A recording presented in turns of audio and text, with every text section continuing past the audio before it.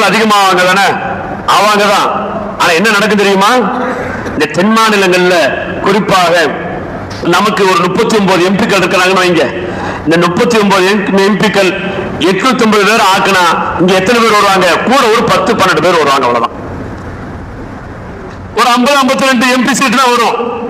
ஆனால் ஊபி போன்ற மாநிலங்களிலே, பீகார் போன்ற மாநிலங்களிலே இப்போ 80 எம்பிக்கள் இருக்கிறாங்க. ஆனா இந்த சட்டம் பாஸ் பண்ணிவிட்டால் 120 எம்பிக்கள் அங்க வந்துருவாங்க. 120 எம்பிக்கள் அங்க வந்துருவாங்க ஒரு மாநிலத்தில்.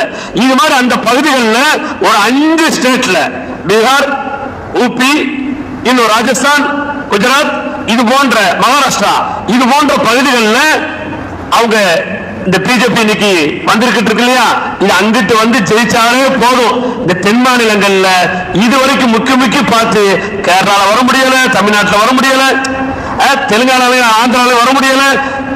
இனிமே வரவே தேவையில்லை. இவங்க ஒரு சீட்டு கூட இந்த மாநிலங்கள்ல ஜெயிக்காட்டாலும் பரவாயில்ல, அந்த பக்கம் ஜெயிச்சு என்ன செஞ்சிருவாங்க?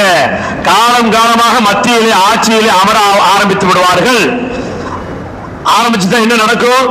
இப்ப அங்க என்ன நடந்துகிட்டு இருக்கு அதுதான் இங்க நடக்கும். இப்போ நல்லா கவனிங்க. இப்ப இப்படி இந்த பக்கம் உள்ளவங்களுடைய அரசியல் பலத்தை ஒண்ணுமில்லாமல் ஆக்க வேண்டும். இன்னும் சொல்ல போனால் தமிழக இந்தியாவிலே அதிகமாக ஜிஎஸ்டி கொடுக்கக்கூடிய மாநிலம் தமிழ்நாடு தான். நம்ம தான் நிறைய உழைக்கிறோம், நிறைய சம்பாதிக்கிறோம், நிறைய ஜிஎஸ்டியை கொண்டு கொட்டுறோம். ஆனா கொட்டுற அந்த ஜிஎஸ்டில நம்ம நாட்டோட வளர்ச்சிக்காக நிதி ஒதுக்கீடு எப்படி செய்யப்படுகிறது? ₹1 கொடுக்கிறோம் சொன்னா 29 பைசா கொடுக்கறாங்க. ₹1 29 பைசா. ஆனால் வட மாநிலங்களில் ₹1 2